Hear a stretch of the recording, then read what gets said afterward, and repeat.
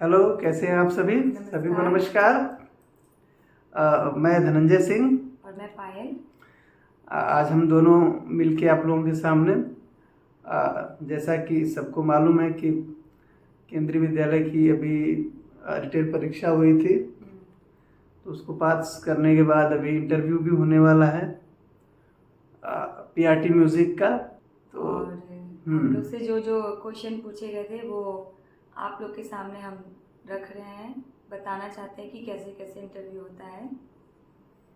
और जो भी हम लोगों की तरफ से हो सकेगा, शायद इससे आपको थोड़ी हेल्प मिल जाए, तो वो सब चीज़ें बताते चलेंगे एक एक करके।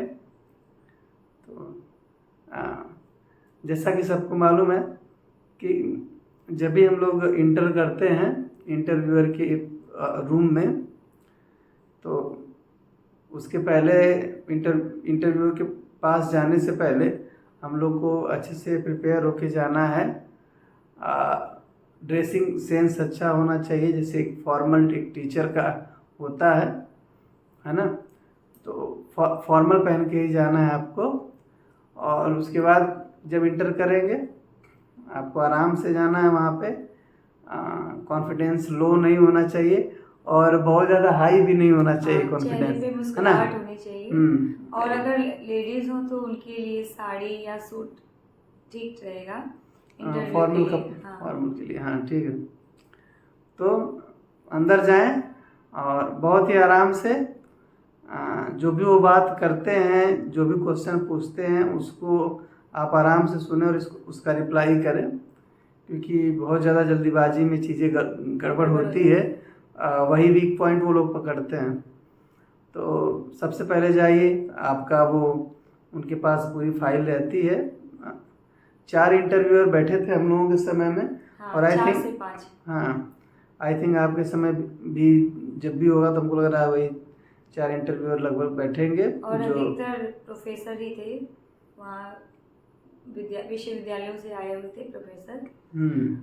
वो लोग हमारा इंटरव्यू ले रहे थे। तो यूनिवर्सिटी से आए हुए प्रोफेसर जो होते हैं वो लगभग अलग अलग जगह से अलग अलग सब्जेक्ट के भी होते हैं। ऐसा नहीं कि अगर म्यूज़िक के का इंटरव्यू ले रहे तो सिर्फ म्यूज़िक वाले ही होंगे, है ना। तो अलग अलग सब्जेक्ट के भी प्रोफेसर्स आते हैं और आपसे बात करते हैं। तो सबसे पहले जो स्टार्ट होता है मैं वो बताता हूँ। आप इंटर करें, आराम से जाके मे आई कम इन सर बोल के अंदर जाएं, बुलाएंगे वो, आराम से बैठें जैसा कि मैंने किया था। तो आराम से बैठें और बैठने के बाद पहले आपकी फ़ाइल देखेंगे। वो फाइल देखने के बाद आपसे पूछेंगे कि एक शॉर्ट तरीके से अपने बारे में आप बता दीजिए। तो शॉर्ट में आपको अपने बारे में इंट्रोडक्शन देना है। और इंट्रोडक्शन का मतलब ऐसा नहीं है कि जैसे अभी बताया हमारा नाम ये है, मेरे मम्मी का नाम ये है, मेरे पापा का नाम ये है, हमारा ये सब इतना बहुत ज़्यादा नहीं जानना है डिटेल में।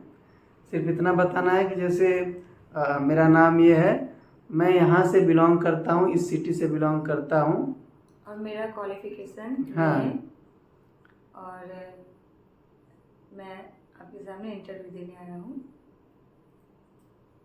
हाँ, तो उनसे बताना है, इस बारे में बताना है और आपका क्वालिफिकेशन क्या है उनको वो बताना है, जिसके आधार पर वो लोग आपको चूज़ करते हैं। और आप अपना ओरिजिनल सर्टिफिकेट भी अपने पास ही रखिएगा उनको दिखाने के लिए।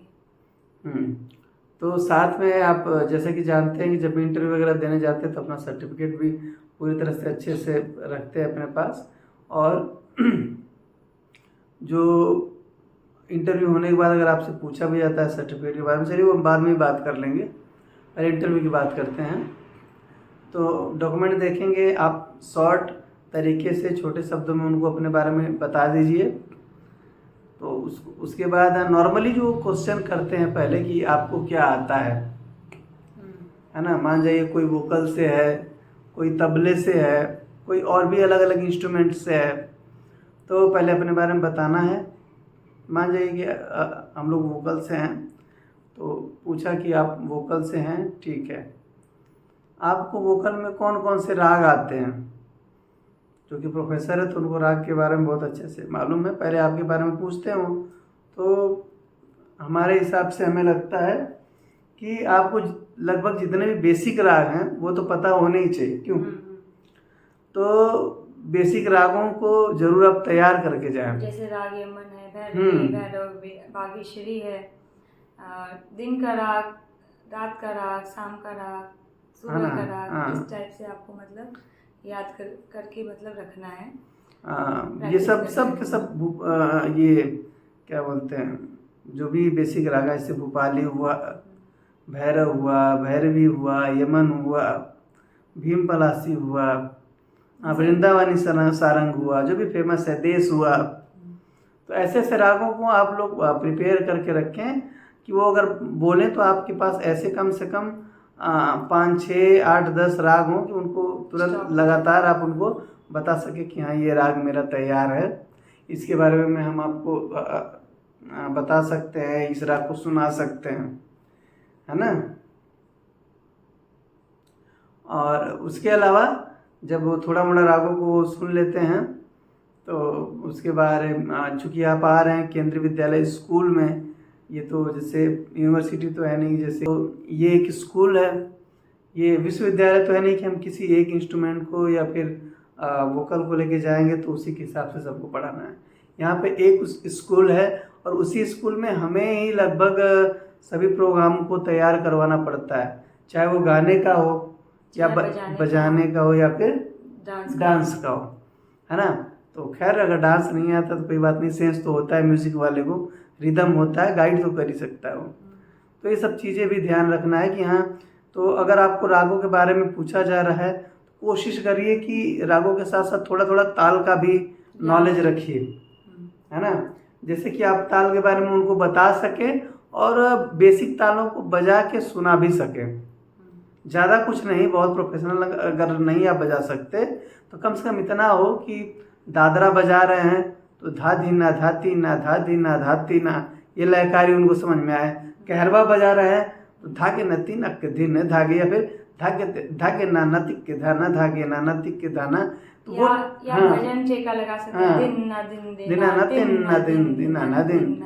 तो मतलब उनको सुन के कम से कम, बहुत क्लियर नहीं तो इतना लगे कि हाँ टेम्पो को सुन के, लय को समझ के, लय को सुन के उनको लगे कि हाँ इनको वो सेंस है इन तालों का और रागों का। आपके सामने वो तबला रखे रहेंगे, वो कहेंगे कि अगर आपको आता है तो आप बजा के दिखाइए, तो आप कम से कम दादरा कहरवा बजा के दिखा सकते हैं। हाँ, तो जैसा इन्होंने बताया कि तबला वहाँ पे रहता है, आपको कोई इंस्ट्रूमेंट ले जाने की ज़रूरत नहीं आई थी, सब रहता ही है वहाँ पे। लेकिन आप चाहे तो ले भी जाना चाहे तो छोटा सा अपना जो भी इलेक्ट्रॉनिक तानपुरा वगैरह लेके जा सकते हैं अगर लेके जाना चाहें तो। बाकी बहुत ज़्यादा सामान है ऐसा कुछ अलाउ करते नहीं। और साथ ही साथ हारमोनियम भी रखा रहता है, जिसमें कि आपको मतलब उसको बजा करके गाना रहता है। वो आपसे बोलेंगे कि आपको हारमोनियम बजाने आता है या कोई इंस्ट्रूमेंट बजाने आता है, तो आप हारमोनियम अगर बजाते तो कहेंगे गा के बजाइए। तो आप आपको जो भी आपको फेवरेट गाना हो या आप जो भी सीखे हो तो उनके सामने आपको गा के बजाना भी है। हाँ, तो मतलब वही बात है, बहुत सही बोला इन्होंने कि आपको कुछ गाने ऐसे सिलेक्टेड रखने हैं कि अगर वो बोले तो आप हारमोनियम के साथ बजा के गा सकें। जैसे कि हाँ, जैसे कि मान जाइए प्रेयर हो गया, कोई प्रेयर सॉन्ग हो गया, इतनी शक्ति हमें देना दाता, दया कर दान विद्या, दया कर दान विद्या तो केंद्रीय विद्यालय का प्रेयर ही है ना, वो रोज उसी से असेंबली होती है। तो दया कर दान विद्या का हमें परमात्मा देना, अगर राष्ट्रगान है, हाँ ये तैयार हो जाए तो बहुत अच्छी बात है, वो भी बजा के गा सकते हैं। हाँ, राष्ट्रगान तो आना ही चाहिए वो। और सरस्वती वंदना, वेलकम सॉन्ग और भजन और डिस्पर सॉन्ग भी ना। हाँ, बहुत सारे सॉन्ग है, बट कदम बढ़ाया जाए ये भी पूछ सकते हैं कि आता है कि नहीं आता है। तो इस प्रकार से मतलब आपको ये छोटे छोटे चीज़ों को ध्यान में रखते हुए तैयारी करनी है। इन सब छोटे छोटे चीज़ों को वो सब सॉन्ग जो बच्चों से जुड़े हुए हैं, जिनको असेंबली में कराया जा सकता है, समूह गीत हुआ, बाल गीत हुआ, इस तरह के, हाँ देश गीत हुआ, है ना, पेट्रियोटिक सॉन्ग वगैरह हुए, तो इन सब चीज़ों को थोड़ा सा आप इसको थोड़ा थोड़ा चीज़ों को तैयार करके अपने झोली में रखिएगा कि जब भी परोसना हो तो पूछें तो उनको ये सब चीज़ें आप बता सके, सुना सके, गाना भी आता हो और थोड़ा थोड़ा बजाना भी आता हो। अच्छा, चलिए ये तो हो गया इसकी म्यूज़िक की बातें। इसके अलावा एक चीज़ और ध्यान रखिएगा आप कि नॉर्मली कोशिश करिएगा। हिंदी भाषी जो है उनको तो हिंदी आती है बहुत अच्छी, तो हिंदी तो आप बोल ही लेंगे अच्छे से। उसके अलावा कोशिश ये करिएगा कि थोड़ा थोड़ा सा इंग्लिश में भी कम्युनिकेट कर सके उनसे। अगर वही कोई भी चीज़ अगर वो पूछ रहे हैं, कई बार होता है, जैसे हमारे इंटरव्यू में पूछा था उन्होंने कि आप अगर मान लीजिए ऐसे जगह पे जाते हैं जिनको हिंदी एकदम नहीं समझ में आती है। बहुत सारे ऐसे जगह हैं जिनको हिंदी नहीं आती। जैसे मैं कारगिल में, मेरी पहली पोस्टिंग कारगिल में थी, तो वहाँ पे भी बहुत मुश्किल से लोग हिंदी समझते थे। कुछ लोग हैं या तो इंग्लिश समझते थे या वहाँ की जो लोकल भाषा है वो समझते थे। तो बच्चों से ये कम्युनिकेट करना है, उनसे बात करना है, तो उसके लिए आपको थोड़ा थोड़ा इंग्लिश भी आनी चाहिए और हिंदी भी आनी चाहिए। हिंदी तो आनी ही चाहिए, हिंदी तो हर जगह मस्ट है। तो इन सब चीज़ों का आप ध्यान रखिएगा। हो सकता है कि वो बातचीत करते समय आपसे थोड़ा सा वो इंटरव्यू लेते समय आपसे थोड़ा सा कुछ बात करें कि आप थोड़ा इंग्लिश में हमसे ये बातें करके बताइए, इसको कैसे आप समझाएंगे या बच्चों को कैसे पढ़ाएंगे। पूछा गया था ना, हमसे भी पूछा गया था ये बात कि आप बच्चों को कैसे इंग्लिश में समझाएंगे अगर उनको इंग्लिश नहीं आती है तो, या कोई लैंग्वेज नहीं समझ में आती है, उनको हिंदी नहीं आती है तो है ना, हिंदी अगर नहीं आती तो इंग्लिश में कैसे समझाएंगे। तो ये सब बातें हैं। खैर अभी तो नई एजुकेशन पॉलिसी में अब चीज़ें बदल भी रही है। तो इसके अलावा ये जो सॉन्ग मैंने बताया, इन सभी सॉन्ग को आप तैयार कर लीजिएगा। और ये बात ज़रूर ध्यान रखिएगा कि राग तो पूछते ही पूछते हैं, बट रागों के अलावा जो सबसे ज़्यादा उनका फोकस रहता है बच्चों के ऊपर, कि राग तो चलिए आपके लेवल की चीज़ है, लेकिन आप बच्चों की लेवल पे जाके उनको क्या समझा पाएंगे, क्या सिखा पाएंगे, और जो सिखाएंगे वो उन्हें किस तरह से इंटरेस्टिंग लगेगा। वो एक तरीके से व्यक्तिगत क्वेश्चन पूछते हैं कि बच्चों को आप कैसे इंटरेस्ट लाएंगे रागों में, गीत में। अगर वो लोग मतलब उनको इंटरेस्ट नहीं है तो आप क्या मतलब ऐसा पॉलिसी यूज करें कि बच्चों को अट्रैक्टिव लगे, इंटरेस्ट हो। हाँ, बच्चे खुद से आपके तरफ आए। हालांकि म्यूज़िक तो ऐसे ही बहुत इंटरेस्टिंग सब्जेक्ट है, लेकिन फिर भी वो हमेशा उसी लेवल पे जाकर बात करते हैं कि बच्चे के लेवल पे आप क्या कर सकते हैं, क्योंकि जितना समझदारी हम लोगों को रागों की है वो बच्चों को हो सके ऐसा कोई ज़रूरी तो है नहीं।